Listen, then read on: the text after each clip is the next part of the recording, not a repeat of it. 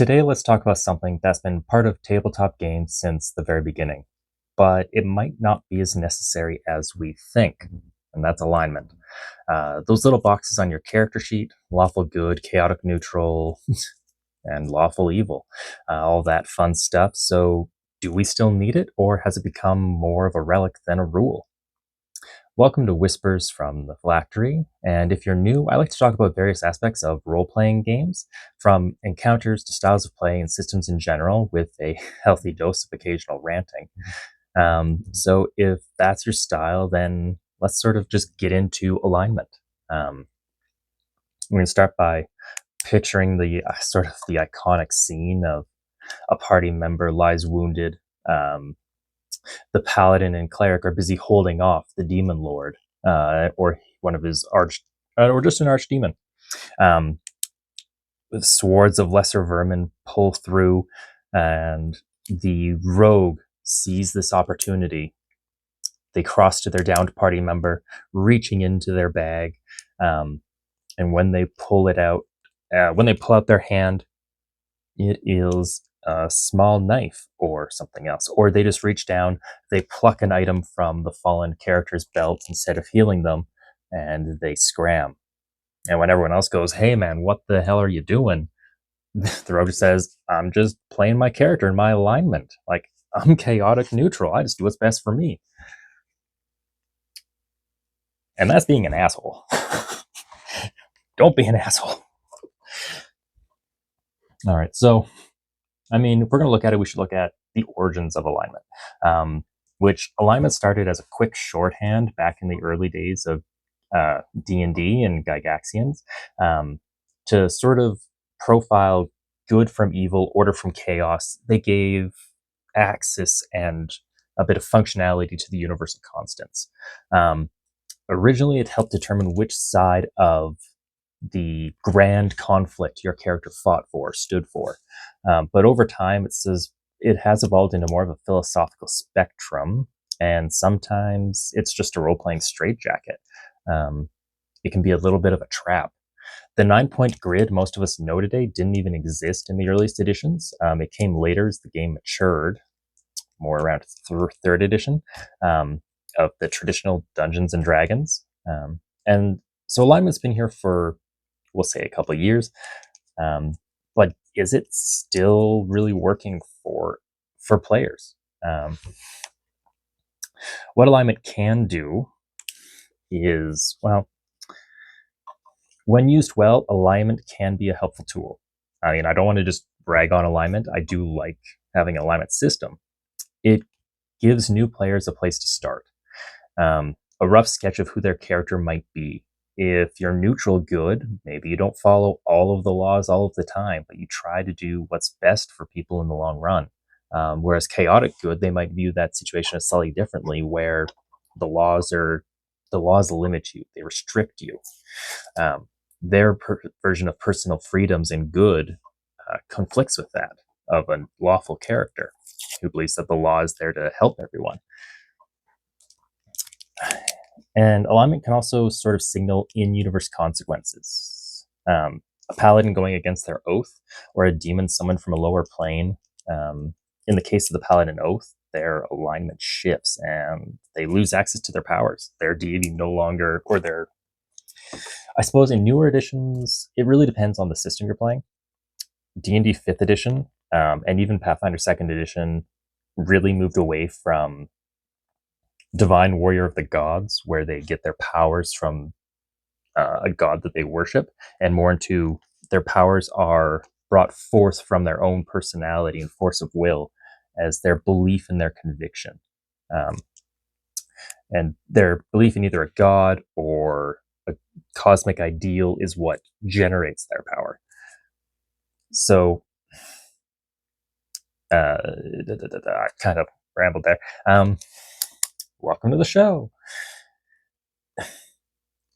Alignment can be good for, like, it is a denizen of the lower planes. It is cosmically evil. Can they be redeemed? Sometimes. It happened in Pathfinder. It happened in the remaster of 2nd edition for Nauticula. Once a demon lord of hell, now a goddess of redemption. but by and large, it gives you a sort of a guideline on what you can expect. So, not all chromatic dragons are good. Not all, um, maybe I said that wrong. Not all metallic dragons are good. Not all chromatic dragons are bad. But most of the time, you know what you're getting into. Um, and then in other things, alignment is often tied to mechanics and spells. So detect evil does play a part when the person is evil. Or holy weapons key to alignment. So you could have a sword that deals damage against evil and a sword that deals damage against good or against chaos and law. It really depends. And I think alignment isn't all bad. It has its place and it can be good, but what it often does is limit roleplay. Because how many times have you heard someone say, I'm just playing my character, like in the little example before, right after doing saying something chaotic for chaotic's sake, or evil just for evil's sake, and it hurts the group. Like, oh, I use my wand of wonder at the mayor's ball because that's lol so random. Because I am chaotic. And that, I don't find that fun at all. I don't like random chants. That's just me. I don't like rods of wonder. I don't like mystery decks where you pull something and something happens, unless it's very specific, like a deck of illusions is okay, because you're pulling an illusion for distraction. But a rod of wonder that can cause any of 100 effects, and some of them are wildly detrimental to you, I hate that so much. Um, so, I don't know. It's easy for people to use alignments as a permission slip for selfish or disruptive behavior or just unrealistic choices that their characters wouldn't make. Um, and the nuance of real people or characters, the moral gray areas, that often gets lost in a rigid alignment system.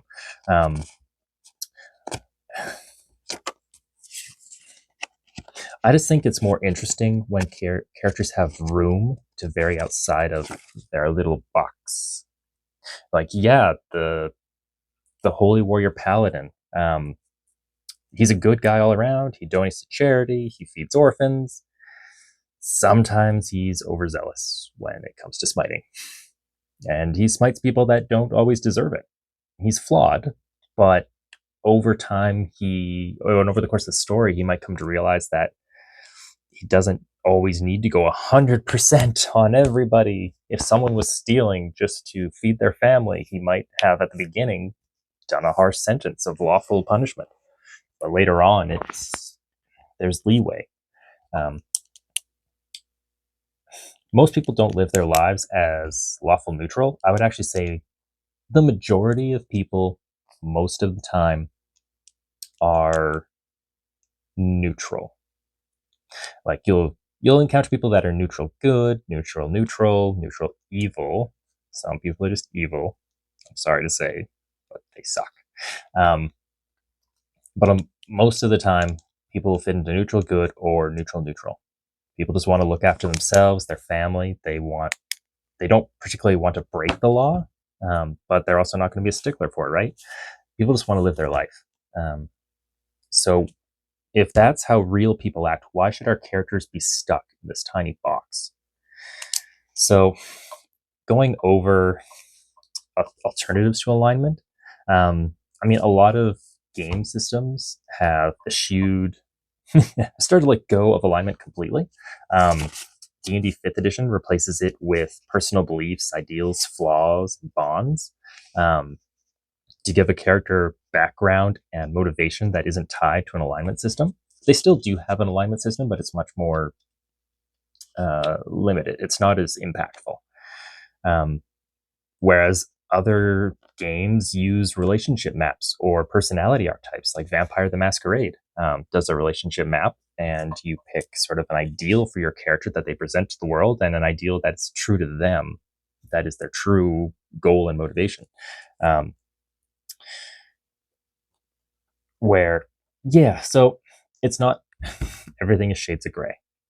Um, and then other systems just go, what motivates your character, and they sort of build from there. Um, where it's not tied in. It's what are the three things that are important to your character, and what are things that are less important to your character. Uh, I find that with Dungeon World, I like their relationship system where it fosters role play, and it does have a slight mechanical benefit for doing so. Where if you resolve one of your bonds with another companion or NPC once the game gets going, you get an XP benefit for exploring that story and developing the change as it progresses. So it really incentivizes wanting to roleplay with your fellow players. Where my character currently thinks that yours is a coward. Is there something that we can do this session that would highlight um, maybe the maybe the cowardly character? They might not actually be cowardly, but the other person saw them in a moment of weakness. Um, Stands up for someone that they wouldn't normally stand up for. Maybe they get punched for it in a bar fight, and that would show the other person that the person has an inner courage. And then, bang, that person's opinion of the other character changed. There is a mechanical benefit that is relatively small, especially in Dungeon World where levels are very fluid, which I'll do another video on because I really like that. But it just promotes storytelling and growth, which is sort of the big underlying current of role-playing games. Is we want options that allow for change, which is real story-driven change as the characters learn and grow. So, do you need alignment? The short answer is only if it helps your game. Alignment can spark ideas, and if it creates meaningful tension, then great. I would use it. I do use alignment in my games in a more pared down version. Um, but if it's becoming a box that traps characters instead of freeing them, it might be time to let it go. So I think that's been my sort of stance the whole video has been leaking through, where I like to use it, especially with new players, to give a framework. Or when I make a new character, I will assign an alignment and then I'll go from there. Like, this person doesn't always follow the law, they're neutral good, but what are the exceptions? What are the things that they will follow the law for? What are the things that they absolutely refuse to follow the law for? And I just use it to sort of springboard other ideas for the character. And of course, you don't have to write all this down. It can just live in the back of your head or take a few jot notes just to help you refresh your memory in between sessions until it sort of becomes ingrained. Because let's be honest, if you're playing once a month or once every 2 weeks, some things slip. A character voice disappears. Oops. Um, I just, yeah, I like alignment. I don't like it being super rigid. And I think at the end of the day, we're all here to tell stories. Even the min-maxers are here to tell stories. They're just more stories of action and cool dice than tension and intrigue. Yeah. So stories thrive on complexity and moral gray choices. Those are the heroes that we draw ourselves to. We don't always go for the happy-go-lucky guy that everything goes right for. We like flawed characters. And so we should try and create flawed characters for our enjoyment and the enjoyment of everyone around us, as long as you're not being a dick about it. So, yeah. I suppose at the end of this, it's, if it works for you, great. If not, don't use it. There's a lot of other systems. Find inspiration elsewhere. Vampire the Masquerade with its relationship bonds, Dungeon World with its bond system, where it's you just think things about your companions and you go from there. There are lots of options, and it's up to everybody to sort of explore them. So, thank you for listening to this entire thing. If you did, I appreciate it. Consider giving a like and subscribe if you like listening to me ramble and want more of this, because it helps and it lets me know what to make more of. And we just sort of go from there. So, thank you for Whispers from the Phylactery. Until next time, adventurers.